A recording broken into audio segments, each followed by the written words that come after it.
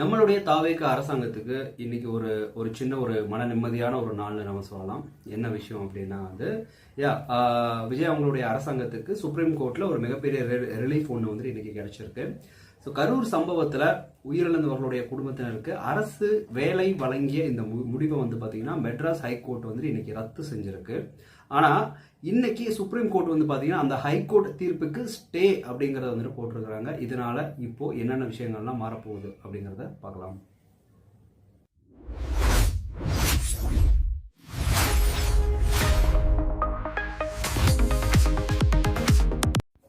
எல்லாருக்குமே தெரிஞ்சிருக்கும் கரூர் ஸ்டாம்பைடு.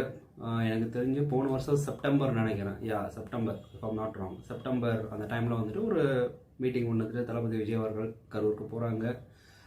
யாரும் எதிர்பாராத விதமாக வந்து பார்த்தீங்கன்னா 41 குடும்பங்களுக்கு மேலே வந்துட்டு நிறைய உயிர்கள் வந்துட்டு பலியாகுது, பச்சிளம் குழந்தைகள் வந்துட்டு பலியாகிறாங்க. ஸோ அதை அவங்களுக்கான ஒரு நிவாரண தொகை வந்துட்டு அப்போவே வந்துட்டு தளபதி விஜய் அவர்களும் கொடுத்துட்டாங்க. அண்ட் நம்மளுடைய டிஎம்கே அரசாங்கமும் அப்போ வந்துட்டு கொடுத்துட்டாங்க. ஸோ இப்போ வந்துட்டு அவருக்குன்னு சொல்லிட்டு ஒரு பர்சனல் கன்சர்ன்ஸ் அப்படிங்கிறது ஒன்று இருக்கும்.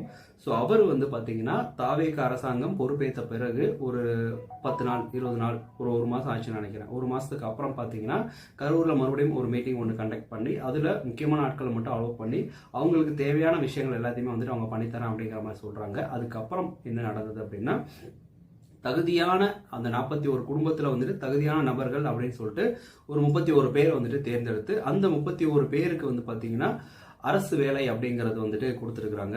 ரொம்ப வந்துட்டு ஒரு மன நிம்மதியான நாள். ரொம்ப வந்துட்டு ஒரு ஒரு ஒரு மன நிம்மதியாக இருந்துச்சு அன்னைக்கு. நம்மளால் வந்துட்டு ஒரு 41 குடும்பங்கள் வந்துட்டு இறந்து போயிருக்காங்க. அதில் தகுதியான நபர்களுக்கு இவ்வளோ பேர் உதவி செய்கிறது அப்படிங்கிறது உண்மையிலே வந்துட்டு ரொம்ப நல்ல ஒரு விஷயம். பட் அதுக்கப்புறம் தான் வந்துட்டு பிரச்சனை வந்துட்டு தொடங்குச்சு. ஸோ அந்த கவர்மெண்ட் ஜாப் கொடுக்க போகிறோம் அப்படிங்கிற ஒரு அனௌன்ஸ்மெண்ட் வந்ததுக்கப்புறம் ஒரு 10 நாளைக்குள்ளே வந்து நம்மளுடைய சென்னை ஹைகோர்ட்டில் வந்து பார்த்தீங்கன்னா இவங்க வந்து நம்ம தம்பிகள், நாம் தமிழர் கட்சியை சேர்ந்த தம்பிகள் வந்து பார்த்தீங்கன்னா ஒரு கோர்ட்டில் வந்துட்டு ஒரு இது ஒன்று கேட்குறாங்க. என்ன வந்துட்டு கேட்குறாங்க, ஸ்டே கேட்குறாங்க அப்படின்னா, இது மாதிரி இவங்கெல்லாம் வந்துட்டு தகுதியான நபர்கள் அப்படிங்கிறவங்க கிடையாது. ஸோ அவங்களுக்கு கவர்மெண்ட் வேலை அப்படிங்கிறது கொடுக்கக்கூடாது. இப்படி இந்த மாதிரி கொடுக்கும் பட்சத்தில் நாளைக்கு யார் யாரெல்லாம் இந்த மாதிரி ஸ்டாம்ப் இல்லையோ இல்லை வந்துட்டு இறந்து போகிறாங்களோ அவங்க குடும்பத்தில் இருக்க எல்லாருக்குமே வந்துட்டு கவர்மெண்ட் ஜாப் அப்படிங்கிற மாதிரி ஆஃபர் பண்ணுற ஒரு கலாச்சாரம் உருவாகும். ஸோ தகுதியற்ற நபர்கள் தகுதியான இடத்துல போயிட்டு வந்துட்டு உட்கார்ற மாதிரி ஆகி போயிடும். இதை வந்துட்டு நீங்கள் கேன்சல் பண்ணணும் அப்படிங்கிற மாதிரி வந்துட்டு போட்டிருந்தாங்க. ஸோ அதனுடைய தொடர்ச்சி தான் வந்துட்டு பார்த்தீங்கன்னா அந்த கேஸ் வந்து இன்னும் நடந்துட்டு இருக்கு. ஸோ இந்த குடும்பங்களில் நம்ம சொன்ன மாதிரி அரசு வேலைவாய்ப்பு அப்படிங்கிறது வந்து கிட்டத்தட்ட உறுதி அப்படிங்கிற மாதிரி அந்த 31 உறவினர்களுக்கும் அண்ட் 31 குடும்பங்களை சேர்ந்த தந்தையோ இல்லை அம்மாவோ இல்லை மகனோ மகளோ அவங்களுக்கு வந்து பார்த்தீங்கன்னா அப்பாயின்மெண்ட் ஆர்டர் அப்படிங்கிறது வழங்கப்பட்டிருந்துச்சு. ஸோ இங்கே தான் வந்து பார்த்தீங்கன்னா முக்கியமான ஒரு லீகல் ஆர்குமெண்ட் அப்படிங்கிறது வந்து மெட்ராஸ் ஹைகோர்ட்டில் வந்துட்டு இவங்க ப்ரொசீட் பண்ணியிருக்காங்க. என்னென்ன விஷயங்கள் அப்படின்னா, அரசு வேலை அப்படிங்கிறது பொதுவான பப்ளிக் எம்ப்ளாய்மெண்ட். இது வந்துட்டு ப்ரைவேட் ஜாப் கிடையாது, இல்லை வந்துட்டு சுய வேலை வந்துட்டு கிடையாது.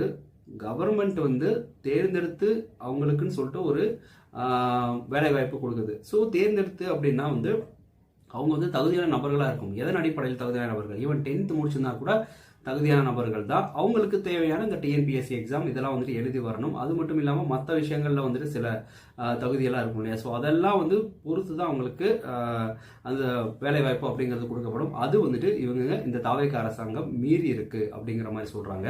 ரெண்டாவது பாயிண்ட் பார்த்தீங்கன்னா ஆர்டிகல் 14 மற்றும் ஆர்டிகல் 16 இந்த இதன் கீழே வந்து பார்த்தீங்கன்னா ஈக்குவாலிட்டி மற்றும் ஈக்குவல் ஆப்பர்ச்சுனிட்டி அப்படிங்கிறது முக்கியம். எல்லாருமே வந்து பார்த்தீங்கன்னா சரிசமம் அப்படிங்கிறது தான் இது தாவேக அரசாங்கமும் சொல்லுது, இந்தியா அப்படிங்கிற டெமோக்ரஸி கண்ட்ரியும் சொல்லுது. பட் இங்கே பார்த்தீங்கன்னா ஒரே ஒரு சாரர் மட்டும் பார்த்தீங்கன்னா அதிகமான லாபத்தை வந்துட்டு ஈட்டுறாங்க. நம்ம வந்துட்டு தகுதியற்ற நபர்கள் நம்ம சொல்லலை, அதாவது கேஸ் யார் போட்டாங்களோ அவங்களுடைய வாதாடுற அந்த பாயிண்ட் வந்துட்டு என்னன்னா, இங்கே ஈக்குவாலிட்டி அப்படிங்கிறது இல்லாமல் வந்து பார்த்தீங்கன்னா தாவேக அரசாங்கத்துக்கு யாரெல்லாம் முக்கியமோ அவங்களுக்கு மட்டும் வந்துட்டு பார்த்தீங்கன்னா எல்லா சலுகைகளும் போகுது அப்படிங்கிற மாதிரி சொல்லி இந்த 31 குடும்பத்தை சேர்ந்த நபர்களுக்கு வேலை வாய்ப்பு கொடுக்கக்கூடாது அப்படிங்கிற மாதிரி வந்துட்டு அவங்க போட்டிருக்காங்க. அடுத்த பாயிண்ட் என்னன்னா, ஏற்கனவே இந்த ஆர்டர் கொடுத்து இந்த எம்ப்ளாய்மெண்ட் ஆஃபீஸ்ல எல்லாம் பதிஞ்சிருப்பாங்க. அப்புறம் வந்துட்டு டிஎன்பிஎஸ்சி எழுதி வந்துட்டு சில பேர் ஆர்டருக்காக வெயிட் பண்ணிட்டு இருப்பாங்க. அவங்க எல்லாருமே பார்த்தீங்கன்னா அப்பாயின்மெண்ட்டுக்காக வெயிட் பண்ணிட்டு இருக்காங்க. அதுக்கு அந்த ஒரு ரூலை வந்துட்டு மீறுற விதமா தகுதியற்ற நபர்களை வந்து பாத்தீங்கன்னா நீங்க சூஸ் பண்ணி அவங்களுக்கு இந்த அப்பாயின்மெண்ட் ஆர்டரை அவ்வளவு சீக்கிரம் வந்து கொடுக்கறது உங்களுடைய அரசியல் ஆதாயத்தை தேடுற மாதிரி இருக்கு அப்படிங்கிற மாதிரி அவங்க வாதாடுறாங்க. இப்படிப்பட்ட பல ஸ்பெஷல் அப்பாயின்மெண்ட்ஸை வந்து பாத்தீங்கன்னா அனுமதிச்சா இதே மாதிரியான பல கோரிக்கைகள் ஃபியூச்சர்லயுமே வரக்கூடும். அதனால இந்த அப்பாயின்மெண்ட்டை வந்துட்டு உடனடியாக கேன்சல் பண்ணணும் அப்படிங்கிற மாதிரி நாம் தமிழர் கட்சியை சேர்ந்தவர்கள் ஹைகோர்ட்டில் வந்துட்டு போட்டிருந்தாங்க. ஸோ ஜஸ்டிஸ் ஜேவி பர்டிவாலா அது மட்டும் இல்லாமல் ஜஸ்டிஸ் கே வினோத் சந்திரன் அமர்வு ஹைகோர்ட் ஜட்ஜ்மெண்ட்டை வந்து பார்த்தீங்கன்னா ஸ்டே அப்படிங்கிறத செஞ்சுருக்கிறாங்க. முக்கியமான பெஞ்சாக வந்து பார்த்தீங்கன்னா ஒரு குடும்பத்துடைய ஒரு ஏர்னிங் மெம்பர் இறந்துட்டா அந்த குடும்பத்தினுடைய மகன் இல்லது மகளுக்கு அரசு வேலை கொடுப்பதில் வந்துட்டு என்ன ஒரு தவறு இருக்கு அப்படிங்கிறத வந்துட்டு கேள்வியாக எழுப்பியிருக்கிறாங்க. இதுதான் நம்ம தமிழர்களுக்கு ஒரு ஹூக்குமே வந்து பார்த்தீங்கன்னா ஒரு ஸ்ட்ராங்கஸ்ட் பாயிண்டாக வந்துட்டு இருக்க போகுது. ஒரு குடும்பத்தில் ஏர்ன் பண்ணுற ஒரு மெம்பர் அப்படிங்கிறவர் வந்துட்டு இறந்துட்டாருன்னா அந்த குடும்பத்துக்கு அரசு வேலை வந்து கொடுத்தா என்ன பிரச்சனை அப்படிங்கிறது தாவேக அரசாங்கத்துடைய கேள்வியாக இருக்கு. இது ஒரு பக்கம். ஆனால் இன்னொரு பக்கம் பார்த்தீங்கன்னா ஒரு கான்ஸ்டிடியூஷனல் கொஸ்டின் அப்படிங்கிறது வந்துட்டு எழுது. அரசு வேலைன்னா அது பப்ளிக் எம்ப்ளாய்மெண்ட், அதுக்காக ரெக்ரூட்மெண்ட் ரூல்ஸ் அப்படிங்கிறது இருக்கு, குவாலிஃபிகேஷன்ங்கிறது இருக்கு, ரிசர்வேஷன் ரூல்ஸ், ஈக்குவல் ஆப்பர்ச்சுனிட்டி அப்படின்னு நிறைய விஷயங்கள் இருக்கு. அதனாலதான் இந்த கவர்மெண்ட் அப்பாயின்மெண்ட்ஸை எதிர்த்து நாங்க வழக்கு தொடர்ந்திருக்கோம் அப்படிங்கிற மாதிரி நாம் தமிழர் கட்சியை சேர்ந்த தம்பிகள் வந்துட்டு சொல்றாங்க. இந்த வழக்கை வந்துட்டு இன்னைக்கு மெட்ராஸ் ஹைகோர்ட் வந்து பாத்தீங்கன்னா மதுரை பெஞ்ச் தமிழ்நாடு அரசு வழங்கி இந்த ஸ்பெஷல் அப்பாயின்மெண்ட் வந்து பாத்தீங்கன்னா ஆல்ரெடி ரத்து செஞ்சிருந்தாங்க. ஸோ ஹைகோர்ட்டுடைய முக்கியமான கன்சர்ன் என்ன அப்படின்னா அரசு வேலை அப்படிங்கிறது அரசியலமைப்பு சட்டத்தில் இருக்கக்கூடிய சமத்துவம் அது மட்டும் இல்லாம சம வாய்ப்பு விதிகளுக்கு உட்பட்டதாக இருக்கணும். அது மட்டும் இல்லாம ஒரு குறிப்பிட்ட டிராஜடியை வந்துட்டு அடிப்படையாக வச்சு மட்டும் ஸ்பெஷல் கவர்மெண்ட் அப்பாயின்மெண்ட்ஸ் அப்படிங்கிறது கொடுத்தா எதிர்காலத்தில் எது மாதிரியான பல கோரிக்கைகள் வரலாம் அப்படிங்கிறது அவங்களுடைய கன்சர்னா இருக்குது. அதாவது ஹைகோர்ட்டுடைய ஆர்கியூமெண்ட்டை சிம்பிளா சொல்லணும் அப்படின்னா இது ஒரு சோகமான சம்பவம் தான். ஆனா அரசு வேலை வழங்கும் நடைமுறைக்கு கான்ஸ்டிடியூஷனல் லிமிட்ஸ் அப்படிங்கிறது இருக்கு. அந்த லிமிட்ஸை வந்துட்டு இவங்க தாண்டி இருக்கிறாங்க. இதுதான் லீகலி வந்து பாத்தீங்கன்னா ஒரு இஷ்யூ வந்துட்டு ஆயிருக்கு. ஸோ ஹைகோர்ட் ஆர்டர் வந்ததுமே பாத்தீங்கன்னா தமிழ்நாடு அரசுக்கு ஒரு மிகப்பெரிய ஒரு செட்பேக் அப்படிங்கிறதாய் போச்சு. இவங்க கொடுக்குற மாதிரி கொடுப்பாங்களா, அப்புறம் எடுக்கிற மாதிரி எடுத்துருவாங்க. எல்லாமே அரசியல் விளையாட்டு அப்படிங்கிற மாதிரி மற்றவங்க எல்லாருமே பார்த்தீங்கன்னா தாவேக அரசாங்கத்தை கேள்வி பண்ண ஆரம்பிச்சாங்க. ஏற்கனவே அப்பாயின்மெண்ட் ஆர்டர்ஸ் அப்படிங்கிறது வழங்கப்பட்டிருந்த இந்த நிலையில அந்த ஆர்டர்ஸை ஹைகோர்ட் ரத்து செஞ்சது. இதுக்காக தமிழ்நாடு அரசு பார்த்தீங்கன்னா சுப்ரீம் கோர்ட்ல அப்பீல் அப்படிங்கிறதுமே வந்து பார்த்தீங்கன்னா செஞ்சிருந்தாங்க. ஸோ பாதிக்கப்பட்ட குடும்பங்களை சேர்ந்த சில பெனிஃபிஷியர்ஸ் அது மட்டும் இல்லாம அவங்களுமே பாத்தீங்கன்னா இப்போ சுப்ரீம் கோர்ட்டை வந்துட்டு நாடி இருந்தாங்க. ஸோ இந்த வழக்கு இன்னைக்கு அதாவது ஆகஸ்ட் 14 பாத்தீங்கன்னா சுப்ரீம் கோர்ட்ல விசாரணைக்கு வந்தது. இந்த வழக்குல சுப்ரீம் கோர்ட் பாத்தீங்கன்னா ஹைகோர்ட் கொடுத்த முக்கியமான சில பாயிண்ட்ஸ் வந்து கன்சல்ட் பண்ணி முக்கியமான சில விஷயங்கள் அதாவது கேள்விகளையுமே வந்துட்டு எழுப்பியிருக்கு. என்ன மாதிரி கேள்விகள் அப்படின்னா இப்படிப்பட்ட ஒரு டிராஜடியில குடும்பத்தினர் ஒரே ஒரு ஏர்னிங் மெம்பர் உயிர்ந்திருந்தா அந்த குடும்பத்திற்கு அரசு எம்ப்ளாய்மெண்ட் மூலம் ரிலீஃப் அப்படிங்கிறது கொடுக்கறதுல என்ன ஒரு தவறு இருக்கு? அரசு தானே கொடுக்குது, தகுதியான நபர்களை தான் வந்து அவங்க தேர்ந்தெடுக்கிறாங்க. அவங்க ஒண்ணு வந்துட்டு தகுதியற்ற நபர்களை வந்துட்டு தேர்ந்தெடுக்கல. அப்படி இருந்தும் கூட 41 குடும்பங்கள்ல ஃபில்டர் பண்ணி 31 குடும்பங்களை தான் வந்துட்டு அவங்க சூஸ் பண்ணியிருக்காங்க. சில பேர் அந்த டைம் கூட வந்துட்டு பேட்டி கொடுத்தாங்க. ஒரு நபர் எனக்கு வந்துட்டு வேற ஒரு பிரைவேட் ஜாப் இருக்கு, அதனால எனக்கு இந்த வேலை வேண்டாம் அப்படிங்கிற மாதிரி ரொம்ப ஜெனியூனா வந்துட்டு சொல்லியிருந்தாரு. அவர் நினைச்சிருந்தா எனக்கு இல்ல வேற யாராவது என்னுடைய கசின் பிரதர் இல்ல வேற யாருக்கா வாங்கி கொடுங்க அப்படிங்கிற மாதிரி சொல்லிருக்கலாம். ஸோ ஜெனியூனிட்டி அப்படிங்கிறது வந்து அங்கே இருக்கு. மக்களுக்குமே பார்த்தீங்கன்னா அந்த தாவேக அரசாங்கம் மேல கோபம் அப்படிங்கிறது கிடையாது. At the same time ruling party வந்துட்டு என்ன நினைக்குதோ அதுதான். ஸோ அது வந்துட்டு நேர்மையாக தான் இருக்கு அப்படிங்கிற மாதிரி வந்து சில பேர் சொல்லியிருந்தாங்க. இது மட்டும் இல்லாம அரசு எடுத்த இந்த பாலிசி டிசிஷன்ல ஹைகோர்ட் எந்த அளவுக்கு தலையிட முடியும் அப்படிங்கிறது கேள்வியாகவும் இருக்கு. ஹைகோர்ட்டுக்குன்னு சொல்லிட்டு ஒரு உரிமைகள் இருக்கு, அவங்களுக்குன்னு சொல்லிட்டு ஒரு இந்த அளவுக்கு தான் அவங்களால கேள்வி கேட்க முடியும் அப்படிங்கிற ஒரு விஷயம் இருக்கு.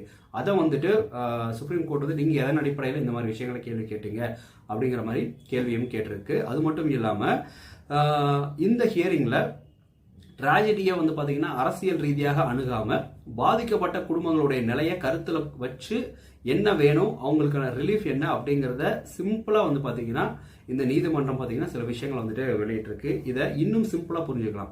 ஒரு குடும்பத்துல அப்பா தான் சம்பாதிக்கிறாரு, அவங்களுக்கு 2 பசங்க இருக்கிறாங்க அப்படின்னா அந்த குடும்பம் அந்த அவர் வந்து ஒரு டிராஜடியில இறந்துட்டாரு அப்படின்னா அந்த குடும்பத்துக்கு இன்கம் அப்படிங்கிறது கட் ஆகுது. அந்த சூழ்நிலையில அரசு உங்க குடும்பத்துல தகுதியான ஒருத்தவங்களுக்கு நாங்க வேலை வாய்ப்பு அப்படிங்கிறது கொடுக்குறோம் அப்படிங்கிற மாதிரி சொன்னா தகுதியான நபர்களுக்கு தான் கொடுக்குறாங்க, தகுதியற்ற நபர்களுக்கு வந்து அவங்க கொடுக்கல. ஸோ அந்த டிசிஷனை வந்துட்டு முழுமையாக தடுக்கிறதுக்கு யாருக்கு உரிமை இருக்கு? இது அரசாங்கத்துடைய முடிவு தானே அப்படிங்கிற மாதிரி இந்த ஹியரிங்ல முக்கியமான அந்த ஒரு கேள்வி வந்துட்டு பார்த்தீங்கன்னா மனிதாபிமான அடிப்படையில் வந்து பார்த்தீங்கன்னா அந்த கேள்வி வந்துட்டு இருந்தது. ஸோ இப்போதான் ஒரு முக்கியமான இன்னொரு point, supreme court Madras high court ஜட்ஜுக்கு வந்து பார்த்தீங்கன்னா இன்டரிம் ஸ்டே அப்படிங்கிறது கொடுத்துருக்கு. அதாவது ஹைகோர்ட் முன்னாடி கொடுத்திருந்த இந்த ஆர்டர் தற்போது இப்போ தற்காலிகமாக வந்து பார்த்தீங்கன்னா எஸ் பாஸ் பண்ணப்பட்டிருக்கு. அதாவது இப்போதைக்கு இது வந்துட்டு கேன்சல், அதாவது இப்போதைக்கு இது வந்துட்டு கேஸ் முடிஞ்சிருச்சுன்னு கிடையாது, பாஸ் பண்ணி வச்சிருக்காங்க. ஸோ சுப்ரீம் கோர்ட்டு ஸ்டேட் கவர்மெண்ட்டோடைய சேலஞ்சை எடுத்துக்கிட்டு தொடர்புடைய இந்த டாக்குமெண்ட்ஸ் எல்லாத்தையுமே கலெக்ட் பண்ணிட்டு அடுத்து என்ன அப்படிங்கிறத வந்துட்டு அவங்க பார்க்க ஆரம்பிச்சிருக்கணும். ஸோ இதனால ஹைகோர்ட் ஆர்டர் உடனடியாக செயல்படும் நிலை அப்படிங்கிறது இப்போதைக்கு கிடையாது. அதனால தான் இதை விஜய் கவர்மெண்ட்டுக்கு ஒரு நல்ல ஒரு ரிலீஃபான நாள் அப்படிங்கிற மாதிரி வந்துட்டு சொல்லிடுறாங்க. ஸோ விஜய் கவர்மெண்ட் கேஸை முழுமையாக ஜெயிச்சிருச்சு அப்படின்னு கேட்டிங்கன்னா அப்படிலாம் கிடையவே கிடையாது. ஏன்னா இது நம்ம சொன்ன மாதிரி ஃபைனல் ஜட்ஜ்மெண்ட் அப்படிங்கிறது கிடையாது. இது ஒரு இன்டரிம் ஸ்டே வாங்கியிருக்கிறாங்க. இப்போதைக்கு இந்த கேஸ் வந்துட்டு ஸ்டே இருக்கு. அதனால கவர்மெண்ட்டுக்கு ஃபுல் அத்தாரிட்டி இருக்கு. அதாவது மாநில அரசுக்கு ஃபுல் அத்தாரிட்டி இருக்குது அவங்களுடைய டிசிஷனை வந்துட்டு அடுத்தடுத்து என்ன அப்படிங்கறத பார்க்க. ஸோ ஒரு கோர்ட்ல ஒரு ஆர்டர் வந்து கொடுக்கப்படுது, இன்டரிம் ஸ்டே அப்படின்னா ஒரு கோர்ட்ல ஒரு ஆர்டர் கொடுக்கப்படுது. அந்த ஆர்டருக்கு எதிராக வந்து நீங்க மேல்முறையீடு செஞ்சிருக்கீங்க அப்படின்னா மேல்முறையீடு கோர்ட் இந்த மேட்டரை நாங்க முழுமையா விசாரிக்கிறோம், அது வரைக்கும் கீழ் கோர்ட் ஆர்டர் அப்படிங்கிறது செயல்படுத்தப்படக்கூடாது அப்படிங்கிற மாதிரி அவங்க கொடுத்துருக்காங்க. ஸோ அதுதான் பாத்தீங்கன்னா ஸ்டே. இங்கேயும் அதே தான் சுப்ரீம் கோர்ட் இப்ப சொல்லிடுறது என்னன்னா மெட்ராஸ் ஹைகோர்ட் ஆர்டரை இந்த ஸ்டேஜ்ல ஸ்டே அப்படிங்கிறது நாங்க செய்யறோம். அதாவது ஹைகோர்ட் ரத்து செஞ்ச கவர்மெண்ட் ஜாப் டிசிஷனை தற்போதைக்கு interim protection stay, interim protection அப்படிங்கிறது வந்துட்டு நமக்கு தவைக்க கவர்மெண்ட்டுக்கு கிடைச்சிருக்கு. அதனால அடுத்த ஹியரிங்ல முழு ஆர்குமெண்ட்ஸ் கேட்கப்பட்ட பிறகு சுப்ரீம் கோர்ட் என்ன ஃபைனல் டிசிஷன் கொடுக்க போறாங்க அப்படிங்கறத வந்துட்டு வெயிட் பண்ணி பார்க்கணும். ஸோ இந்த கேஸை ஒரே ஒரு ஆங்கிள் மட்டும் பார்க்கக்கூடாது, ரெண்டு முக்கியமான பார்வைகள் அப்படிங்கிறது இருக்கு. ஒன்னு, ஒரு டிராஜடியில குடும்பத்தினுடைய ஏர்னிங் மெம்பர் நம்ம மறுபடியும் சொன்ன மாதிரி இழந்துட்டா குடும்பங்களுக்கு லிவ்லிஹுட் சப்போர்ட் அப்படிங்கிறது தேவை. ஓகேவா? ஆம்பளையா இருந்தாலும் சரி பொம்பளையா இருந்தாலும் சரி அப்பா அம்மா ரெண்டு பேருமே முக்கியம். அவங்களுடைய குழந்தைகளுடைய எதிர்காலம், வறுமை கோட்டுக்கு கீழே இருந்து அப்போ வந்துட்டு என்ன பண்றது? ஆர்ஃபன்ல போய் சேர்த்தா அந்த குழந்தைகளுக்கு தேவையான எல்லா விஷயத்தையுமே கிடைச்சிருமா? கிடைக்கவே கிடையாது. எத்தனை கவர்மெண்ட் ஆர்ஃபன் இருக்கு, இந்த மாதிரி நிறைய விஷயங்கள் இருக்கு. ஸோ இதுதான் பாத்தீங்கன்னா மனிதாபிமான அடிப்படையில் வந்து சுப்ரீம் கோர்ட் வந்துட்டு பாத்தீங்கன்னா இந்த ஹியரிங்ல ஒரு நல்ல ஒரு டிசிஷனை எடுத்திருக்காங்க இப்போதைக்கு. ரெண்டாவது பார்வை என்னன்னா அரசு வேலை அப்படிங்கிறது பப்ளிக் எம்ப்ளாய்மெண்ட். கொஞ்சம் சுயநலத்தோட பார்த்தா இந்த அரசு வேலை தான் என்னுடைய வாழ்க்கை அப்படின்னு சொல்லிட்டு நிறைய பேர் கனவோட வந்துட்டு டிஎன்பிஎஸ்சி இந்த மாதிரி விஷயங்கள் எல்லாத்தையுமே எழுதியிருப்பாங்க. இப்போ இது 31 பேருக்கு வந்துட்டு அவங்க அப்பாயின்மெண்ட் கொடுக்குறாங்க அப்படின்னா அந்த 31 பேர் தகுதியான நபர்கள் ஆக இருக்கும் பட்சத்தில் ஃபைன். சில கொடுக்கணும் அப்படிங்கிற பட்சத்தில் வந்துட்டு ஏதோ கொஞ்சம் காம்ப்ரமைஸ் பண்ணி கொடுக்குறாங்க அப்படின்னா அந்த 31 பேருங்கிற இடத்துல வந்து பார்த்தீங்கன்னா ஆல்ரெடி நிறைய இளைஞர்கள் எல்லாமே பார்த்தீங்கன்னா காலம் ஃபுல்லாக வந்துட்டு இதுதான் என்னுடைய வாழ்க்கையை நினச்சி படித்து இருக்கக்கூடிய அந்த 31 பேருடைய ஒரு இடத்தை எடுத்து இன்னொரு இடத்துக்கு வந்துட்டு கொடுக்கணும். ஸோ அவங்க வந்துட்டு பாதிக்கப்படுவாங்க. அப்போ எங்களுடைய இது என்ன ஆகுறது? நீங்கள் ஏன் வந்துட்டு எங்களுடைய முயற்சியை வந்துட்டு நீங்கள் தள்ளி வச்சுட்டு வந்துட்டு எங்களுடைய வேலையை தூக்கி இன்னொருத்தவங்களுக்கு கொடுக்குறீங்க அப்படிங்கிற மாதிரி இந்த ரெண்டு பிரின்சிபல்ஸ் அப்படிங்கிறது வந்துட்டு இருக்கு. ஸோ இந்த ரெண்டு பிரின்சிபலுக்கு இடையில ஒரு பேலன்ஸ்டான கவர்மெண்ட்டை வந்து பார்த்தீங்கன்னா தாவேகா செயல்பட்டு இவங்களையும் சாட்டிஸ்ஃபை பண்ணணும் அவங்களையும் சாட்டிஸ்ஃபை பண்ணணும் அப்படிங்கிறது தான் இருக்கு. ஸோ கரூர் கூட்ட நெரிசல்ல உயிரிழந்த 41 குடும்பத்துக்கு 31 வேலை வாய்ப்புகள் கிடைச்சிருந்தது. ஸோ அதை ஸ்டே அப்படிங்கிறது இப்போதைக்கு கொடுத்துருக்குறாங்க. ஸோ இந்த சுப்ரீம் கோர்ட்டோடைய ஆர்டரை பற்றி வந்து நீங்கள் என்ன நினைக்கிறீங்க? என்னை கேட்டால் மனிதாபிமான அடிப்படையில் தான் என்னால் வந்துட்டு பதில் சொல்ல முடியும். அதனால வந்துட்டு நான் அந்த குடும்பத்தினுடைய பக்கம் வந்து நான் நிற்பேன். ஸோ நீங்கள் யார் பக்கம் நிற்பீங்க? அண்ட் நம்ம தாவேக அரசாங்கம் இந்த விஷயத்தை வந்து கரெக்டாக கண்ணியமாக வந்துட்டு கரெக்டாக தான் கொண்டு போகிறாங்களா இல்லை வந்து நாம் தமிழர் கட்சி வந்துட்டு ஏன் சம்மந்தம் இல்லாமல் வந்துட்டு கேஸ் போடணும்? ஆக்சுவலி கேஸ் போட வேண்டியதே பார்த்தீங்கன்னா டிஎம்கே ஏடிஎம்கே இந்த மாதிரி பெரிய கட்சிகள். இவங்களை நான் பெரிய கட்சி இல்லைன்னு நான் சொல்ல கிடையாது. பட் ஒரு 41 குடும்பத்துடைய வாழ்வாதாரம் இப்போ போகுது இல்லையா? தகுதியான நபர்களுக்கு கொடுக்குறப்போ வந்துட்டு என்ன ஆகுது? நீங்கள் அந்த குடும்பங்களுக்கு தேவையான ஒரு வசதி வாய்ப்பை வந்துட்டு பண்ணி கொடுங்க. நீங்கள் அந்த குடும்பத்தை தத்தெடுத்தது உங்களால் முடிஞ்ச உழைப்பை வந்துட்டு கொடுத்து ஹெல்ப்பை வந்துட்டு பண்ணுங்க. அரசாங்கமே முன் வந்து பண்ணுது. பட் நீங்கள் ஏன் தடுக்கிறீங்க அப்படிங்கிறது தான் சாதாரண மக்களுடைய கேள்வியாக இருக்குது. பார்ப்போம். இப்போதைக்கு இந்த விஷயத்தில் தமிழக அரசுக்கு ஒரு நல்ல ஒரு நிம்மதியான ஒரு நாள் நினைக்கலாம். பட் இந்த நிம்மதி பர்மனெண்ட்டாக ஆகி அந்த 41 குடும்பங்களுக்குமே வந்து பார்த்தீங்கன்னா நல்ல ஒரு வசதி வாய்ப்பு அண்டு அட்லீஸ்ட் அவங்களுடைய ரொட்டீன் லைஃப்பை வந்து கரெக்டாக கொண்டு போகிறதுக்கு ஒரு செக்யூரான ஒரு ஜாப் அப்படிங்கிறது வேணும். அதை இந்த அரசாங்கம் ஏற்படுத்தி கொடுக்க நான் நம்புகிறேன். ஹைகோர்ட்டுடைய சுப்ரீம் கோர்ட்டுடைய ஆர்டர் வந்துட்டு அடுத்து என்ன நடக்க போகுது அப்படிங்கிறத அடுத்தடுத்து நம்ம பேசலாம். தேங்க்யூ. டாடா. Take care. பை.